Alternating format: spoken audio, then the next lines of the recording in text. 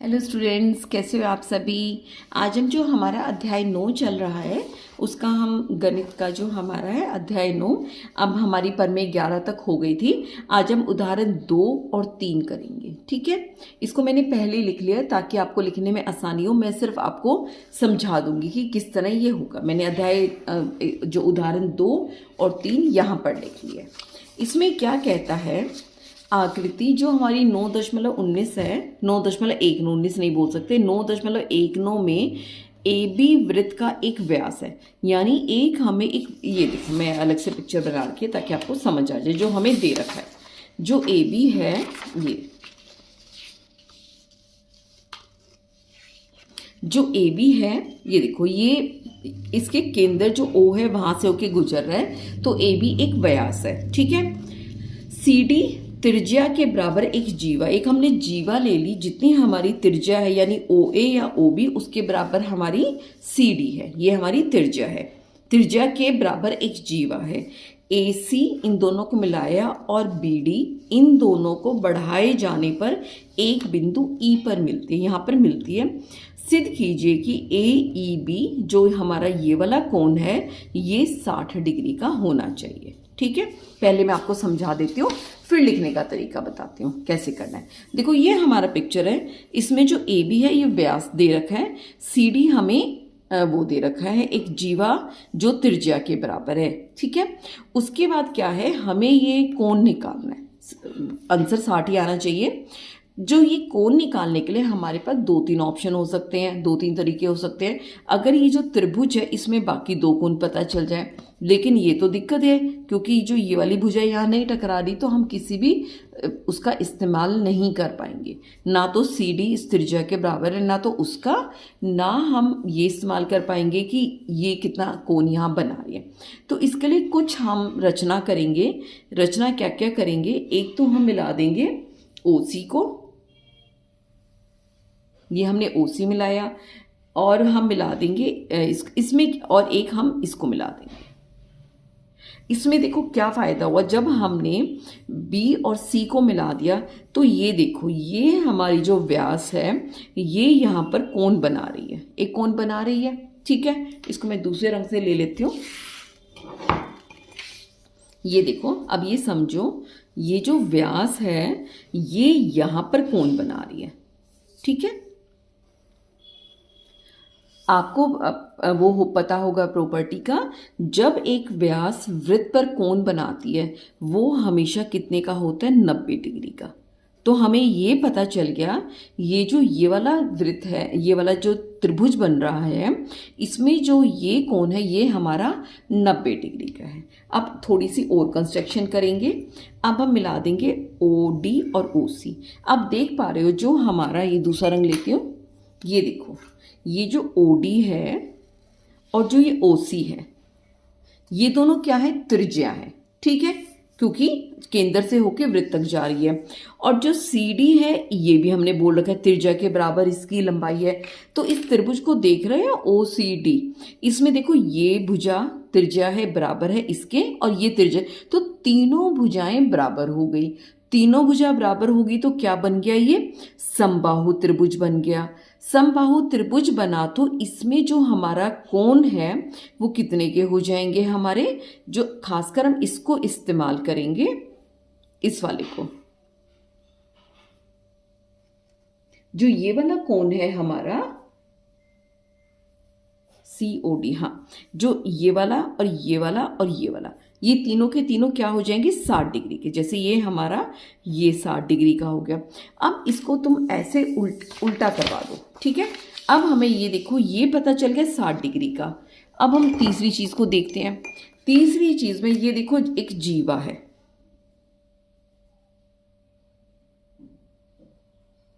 ये जीवा है। ठीक है, ये जीवा 2 कोण बना रही है, एक तो केंद्र पे जो हमें पता है 60 डिग्री का, और दूसरा कौन सा कोण बना रही है, ये वाला कोण बना रही है। अब ये वाला, ये देख पा रहे हो, जो जीवा है सी डी 2 कोण बना रही है, एक तो केंद्र पे और एक वृत्त पे। और हमने प्रमेय में पढ़ा है कि जो एक जीवा या चाप कुछ भी लगा दो, जो एक चाप केंद्र पे जितने डिग्री का बनाएगी उससे आधा वो क्या वृत्त पर बनाएगी, बाकी जो हमारा शेष हमारा जो वृत्तखंड बचता है। ठीक है, तो इसमें देखो ये जो जीवा है सी डी, ये 60 डिग्री का यहाँ बना रही है, तो यहाँ पर कितना बनाएगी, 30 डिग्री का बनाएगी। इसका आधा यहाँ हो जाएगा, तो ये हो गया हमारे पास 30 डिग्री का। तो अब हमें कौन सी त्रिभुज लेके चलनी है, डिफरेंट कलर है, हाँ थोड़ा डिफरेंट। अब हम त्रिभुज लेंगे ये वाली, एक ये और एक ये। ठीक है, इस त्रिभुज में देखो ये तो हमें मिल गया 30 डिग्री का, क्योंकि ये 60 है तो ये हमें 30 डिग्री का मिल गया। ये वाली त्रिभुज देखो, एक ये इतनी बड़ी, ठीक है, ये हमें 30 डिग्री का मिल गया। और यहां तक जो हमें मिला था वो मिला था हमें उसका 90 डिग्री का, ये 90 का है, लेकिन हमें पता है एक ही पॉइंट पे दो कोण मिलके 180 डिग्री बनाते। ये 90 का, तो 180 में से 90 घटाएंगे तो ये 90 का मिल जाएगा। तो हमें ये कोण पता चल गया, हमें ये कोण पता चल गया, बस ये निकालना है। ये निकालना है, बहुत आसान है। तीनों का सम कितना हो जाता है, तीनों कोनों, ये त्रिभुज के तीनों कोनों का योग कितना हो जाएगा, 180 डिग्री। 180 में से 90 और 30 घटाएंगे तो हमारे पास 60 बच जाएगा। ठीक है, तो हमने दो चीज़ों का इस्तेमाल किया, व्यास जो वृत्तखंड पे जो कोण बनाता है, दूसरा समबाहु त्रिभुज में ये कोण कितने का बना, और ये कोण जितना बना उसका आधा ये कोण बनेगा। ठीक है, अब हम देखते हैं इसको लिखना कैसे। समझ आ गया? समझ आने के बाद आप इसको आसानी से कर सकते हो। ये हम पिक्चर ऐसे बनाएंगे, इसमें ए बी हमारा व्यास है, ये कोण यहाँ पर बना रहा है। देखो ये कोण बना रहा है हमारा 90 डिग्री का। तो हम इसमें रचना क्या करेंगे, सबसे पहले ओ सी, ओ डी और बी सी को मिलाइए, हम तीनों को मिला देंगे। फिर और त्रिभुज ओ सी डी में, क्योंकि ओ सी हम लिखेंगे, ओ सी बराबर है ओ डी के, क्योंकि एक ही वृत्त की त्रिज्याएं हैं, और जो दिया हुआ है जो सी डी है वो त्रिज्या के बराबर है, तो सी डी ओ सी के बराबर हो गया। तो कहने का मतलब है हमारी तीनों भुजाएं बराबर होगी।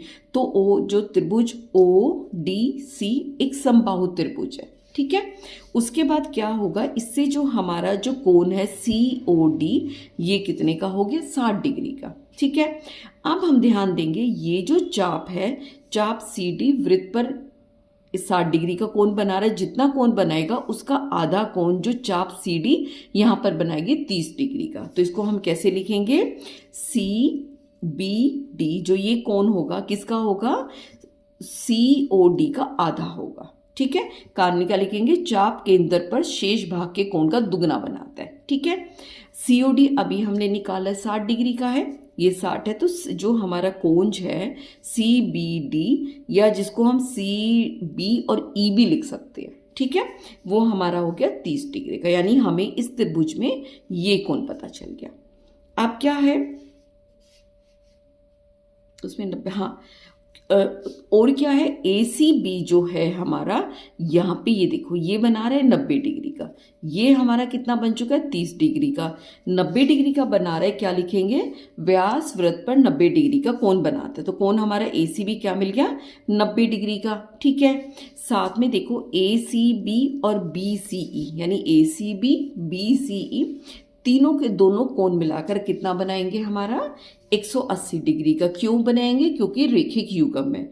तो इससे हमारा जो बी सी ई बन जाएगा, क्या बन जाएगा, 180 डिग्री घटा ये वाला कोण, ये वाला कोण अभी हमने निकाला है 90 डिग्री का, 90 घटा के जो हमारा कोण बी सी ई, ये कितने का बन गया, ये बन गया 90 डिग्री का। ठीक है, उसके बाद क्या हुआ, ये हमें 90 पता चल गया, ये हमें 30 डिग्री का पता चल गया। अब हम त्रिभुज की बात कर रहे हैं सी बी ई, इसमें जो हमारी कोण है, कौन कौन से कोण है, बी सी ई, ये देखो बोले जाते दिख नहीं रहा था, कोण बी सी ई, सी बी ई और सी ई बी, ये तीनों के तीनों मिला के 180 डिग्री के बना रहे हैं। इसमें पहले हमें दो कोण समीकरण 1 और 2 से मिल चुका है, बी सी ई 90 डिग्री का, ये 30 डिग्री का, और सी ई बी कितने हो गया, तीनों का जोड़ मिला के 180 डिग्री। इन दोनों को जोड़ा तो 180, और साथ में लिखना पड़ेगा त्रिभुज के तीनों कोणों का योग 180 डिग्री होता है। ठीक है। यहाँ से CEB निकाला तो 120 डिग्री को यहाँ घटाया तो हमारा CEB 60 डिग्री आ गया, जो हमें उत्तर में निकालना था। ठीक है, ये आप देख सकते हो। आपको हल ऐसे लिख के आना है पेपर में। उदाहरण बहुत पूछे जाते हैं और आप ऐसे उत्तर में लिख के आएंगे, ये वाला और उसके बाद ये वाला। ऐसे साफ सुथरा खुला लिखाएंगे तो आपको पूरे नंबर मिलेंगे, ताकि एग्जामिनर को सीखने में समझने में दिक्कत ना हो। अब हमारा अगला जो उदाहरण 3 है वो क्या कहता है, आकृति में ABCD एक चक्रीय चतुर्भुज है। ठीक है, जिसमें AC और BD विकर्ण है, वो तो हमें पता चल गया। यदि कोण DBC यानी DBC कितना दे रखा है 55 डिग्री तथा BAC ये हमें कितना दे रखा है 45 डिग्री। ठीक है, तो हमें क्या पता करना है, हमें पता करना है BCD ये कितना कोण होगा। ठीक है, अब इसमें क्या है, अगर हम जो DBC ये तो हमें दे ही रखा है, DBC ये 55 डिग्री का हमें दिया हुआ है। अब आप इधर से देखो, ये जो चाप है हमारी AD, एक कोण ये बना रही है और एक कोण ये वाला बना रही है ना। ये देखो जो चाप जो हमारी AD चाप, ये जो हमारी BCD चाप है, एक कोण B बना रही है, एक कोण A का ये वाला हिस्सा बना रही है, क्योंकि COD से यहाँ मिल रहा है। और हमें पता है एक ही वृत्तखंड में अगर एक चाप बनाए तो दोनों कोण कितने के डिग्री के हो जाएंगे, बराबर हो जाएंगे। ये 55 है तो हमारा ये भी 55 हो जाएगा। ठीक है, तो इससे हमें ये पूरा कोण पता चल जाएगा। ये इसी का यहाँ पे निकाल दिया और क्या लिखेंगे, एक ही वृत्तखंड के कोण है। दूसरा कोण BAC हमें 45 डिग्री का दे रखा है, तो जो हमारा कोण जो पूरा DAB कितने का हो गया, DAC जमा CAB हमने निकाल रखा 55 45। ठीक है, दोनों को मिला के ये कोण हमारा कितना हो गया 100 डिग्री का हो गया।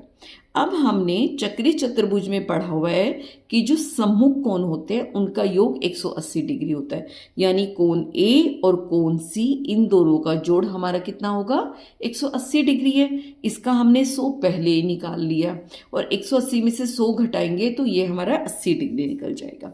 ठीक है, यहाँ पे लिखेंगे DAB और BCD इनका जोड़ कितना है, योग 180 डिग्री, क्योंकि चक्रीय चतुर्भुज के सम्मुख कोण है। 180 डिग्री में से DAB घटा देंगे जो हमारा 100 डिग्री है, तो उत्तर कितना आ जाएगा, ये कोण कितना आ जाएगा हमारा 80 डिग्री, जो हमें निकालना है। ठीक है, उम्मीद करती हूँ आपको समझ आ गया होगा। अगर आपको मेरी वीडियो अच्छी लग रही है तो प्लीज़ आप लाइक सब्सक्राइब कर दो। सब्सक्राइब में आपका कुछ नहीं जाएगा, बट मुझे बहुत अच्छा लगेगा कि अगर मेरी वीडियो, मेरी मेहनत, क्योंकि मैं पूरी मेहनत कर रही हूँ कि आपको कि मेरी जो मैं कमेंट कर दीजिए कि जो मैं मेहनत कर रही हूँ वो कितनी कामयाब हो रही है। तब तक ध्यान रखिए, टेक केयर।